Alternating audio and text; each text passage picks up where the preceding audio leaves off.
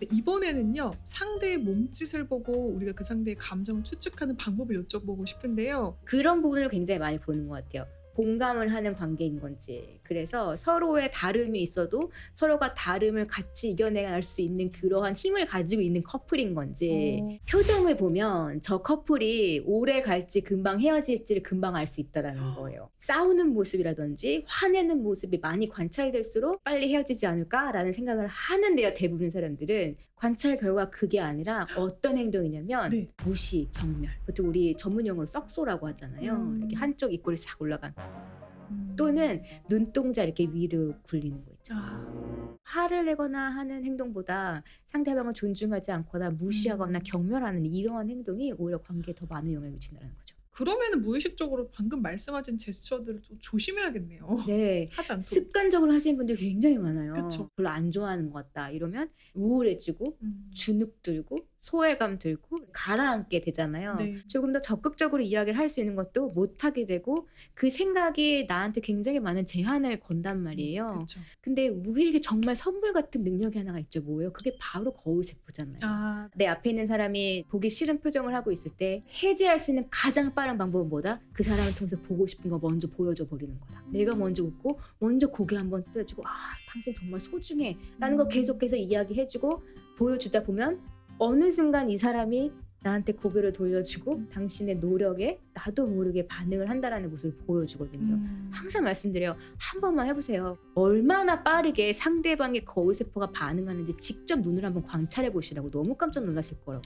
우리는 그것 때문에 서로 이렇게 같이 함께 살 수 있는 건데 미소 한 번 더 해주고 그러다 보면 어느 순간 비슷하게 또 같이 와 있다는 거죠. 결국 이렇게 들립니다. 보이기에는 사실 상대방을 위한 것처럼 보이지만 결국 나를 위한 것이라고. 말씀하신 것처럼 이런 거울세포를 믿고 먼저 그 행동을 해보는 것도 좋은 해법이 될 듯 합니다. 또 이런 비호감 신호나 몸짓 표정들이 있는지가 궁금합니다. 전략적으로 하려고 하는데 잘 안 되는 행동들이 있어요. 이걸 좀 알려드리도록 할게요. 누군가와 이야기를 나누고 있는데 상대방의 발끝이 나를 향해서 열어주지 않는다면 상대방은 나한테 그렇게 관심이 없는 걸 수도 있어요. 가만히 생각해보면 발은 뇌에서 가장 많이 떨어진 신체 부위죠. 멀리 떨어져 있기 때문에 그만큼 전략적으로 하기가 어렵다라는 이야기예요. 컨트롤이 어려운 건가요? 더 멀기 때문에. 손은 그래도 좀 쉬워요. 왜냐? 뇌와 가장 많이 연결된 신체 부위가 손이에요. 그래서 손을 우리가 어떤 전략적으로 쓰는 건 쉬운데 발은 뇌와 가장 멀리 떨어져 있기 때문에 통제되지 못한 메시지들을 진실을 많이 보여주거든요. 좋아하는 사람을 보면 내가 이 사람을 다 돌려줘서 이야기를 해주는 거예요. 큐라는 책에서도 이거를 프론팅이라고 이야기를 하거든요. 확실히 참 잘 지었다라고 생각을 했어요. 왜냐면 저는 항상 이렇게 설명을 하거든요. 머리도 맞춰주시고요. 가슴도 맞춰주시고요. 발도 맞춰주세요 라고 하는데 이제 이걸 세 가지를 다 합친 게 프론팅이라는 거예요. 얼굴은 향해 있고 몸은 향해 있는데 발은 자꾸 이쪽으로 가 있다. 그럼 나 빨리 나가고 싶어요 라는 이야기를 하는 거예요. 친구들과 같이 있을 때도 꼭 기분 나쁜 친구 있잖아요. 네. 같이 만나서 막 하하하 웃고 막 이야기하는데 쟤는 항상 기분이 좀 나빠 라고 하는 친구들의 특징이 뭐냐면 다 같이 이야기하는 척 하면서 한 명을 배제시켜요. 꼭 이야기 나눌 때 한 친구는 배제하고 발은 그쪽으로 안 돌려주는 거예요. 우리가 이야기를 나누는 것 같아도 속으로는 나를 항상 이렇게 따돌리려고 해. 기분이 나빠라고 느끼는 이유가 바로 이 발 때문인 거예요. 네, 근데 너무 한 가지 행동에 매몰되다 보면 더욱 헷갈려 버릴 수가 있기 때문에 종합적인 판단을 하셔야 된다. 결론이었습니다.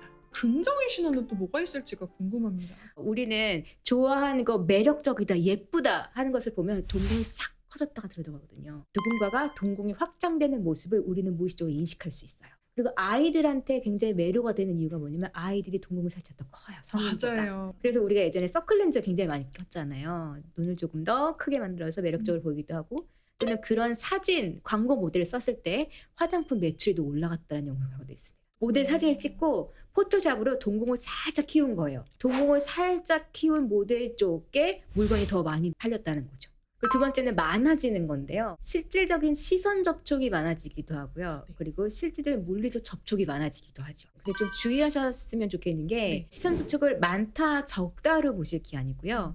이 사람이 원래 가지고 있는 베이직 행동 라인에서 어떤 변화가 생겼는지를 보시는 게 좋아요.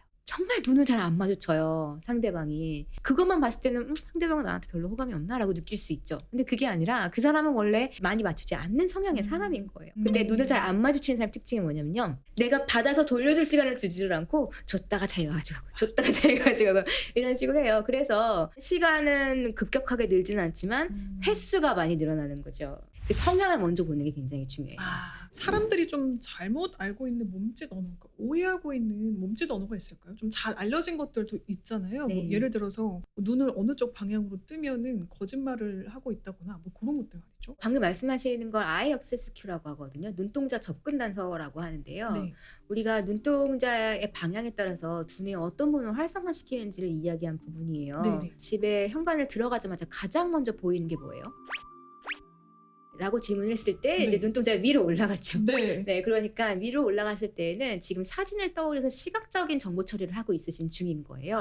눈동자의 움직임에 따라서 실제로 존재했던 기억을 가지고 오는 경우들도 있고, 그리고 새로운 것을 창조하는 중인 경우들도 있고, 다양한 부분들을 이야기를 해주기도 해요. 네, 그런데 제가 말씀드리고 싶은 건 눈동자 하나의 움직임에 너무 집중을 하는 것보다는 상대방이 어떤 행동을 나와 비슷하게 맞추는지를 이해하는 게 가장 정확하게 볼 수 있는 방법인 것 같아요. 네네. 눈동자를 위로 올렸어, 옆으로 했어, 그리고 상대방은 청각형이야, 위로 했으니까 시각이야, 지금 뭔가 그림을 만들고 있구나, 이렇게 하는 것도 충분히 이해할 수 있지만, 마음과 마음이 닿는다라는 건 기술적인 부분보다는 1초 더 길게 맞춰주는 눈빛 같은 걸로 이루어지는 경우들이 훨씬 더 많이 있거든요.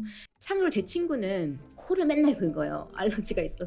근데 코를 긁는 행동도 보통 우리 거짓말 한다라고 보잖아요. 맞아요. 그렇죠. 근데 실제로 그런 게 우리가 거짓말하거나 긴장을 하거나 뭔가 하면 안 되는 죄책감을 느끼면 카테코람이라는 게 코에서 나와요. 그래서 코가 살짝 부풀어 올라요. 피노키오가 진짜네요. 맞아요. 네. 피노키오는 막 이렇게 길어지잖아요. 이렇게까지 길어지지 않지만 살짝 부풀어 올라요. 그래서 간지러운 거예요. 근데 중요한 건 내가 지금 거짓말을 하고 있다고 의심받으면 어떡하지? 라고 생각하는 사람도 카테코라민이 분비가 돼요. 그리고 거짓말을 지금 굉장하게 하고 있는데 나에게는 아예 거짓말이 나쁜 것, 하면 안 되는 것이라는 게 장착되지 않은 사람은 아주 센 거짓말을 하고 있어도 죄책감을 느끼지 못하니까 카테코라민이 분비가 되지가 않죠. 네. 그래서 누군가가 코를 만진다고 해서 거짓말한다 라고 보기보다 불편함을 좀 느끼는구나 라고 보는 게 맞겠죠. 근데 저는 제 친구한테 이야기는 해요. 중요한 자리에 가면 코 잡고 만지지 말라. 그럼에도 불구하고 너무 알러지가 심하다라고 이야기하면 넌지시 너의 행동에 대한 정보를 제공해 라고 이야기를 해요. 요새 알러지가 너무 심하네요. 이런 식으로 제공을 해서 나의 행동의 원인이 어디에 있으면 상대가 알 수 있도록 넌지시 제공을 해라 라고 이야기를 해주죠. 그런 대표님께서는 처음 만나는 사람을 볼 때 어떤 부분을 집중적으로 보시는지도 궁금하더라고요. 네. 그분이 하는 이야기를 듣고요. 그 이야기와 행동이 일치하는지를 봅니다. 언어적으로 그분들이 이야기하는, 묘사하는 본인은 어떻게 보면 본인이 되고 싶은 이상형의 모습이겠죠. 진짜 본인이 설명하는 그 사람이 맞는지를 볼 때는 그 사람의 행동을 봐야 그 일치도를 많이 보는 편이에요. 그러네요. 네. 마지막으로 대표님 보내드리면서 저희 히릿들께 못다한 말씀이 있다면 부탁드립니다. 저도 한 명의 히릿이었는데 감사합니다. 영광입니다. 네, 오늘 이 자리에 와서 이렇게 히릿분들을 만나게 되었습니다. 너무 즐거운 시간이었고요. 저도 모르게 저의 개인적인 이야기나 사례를 그 어느 곳에서도 풀지 않았던 이야기를 더 많이 오늘 나누게 됐던 것 같아요. 다양한 곳에서 또 다양한 이야기들로 또 자주 뵐 수 있으면 좋겠습니다. 행복하세요. 네, 저희는 인사드릴게요. 오늘도 채널 고정해주신 히릿, 내일도 최고께만 걸으세요. 안녕. 뿅!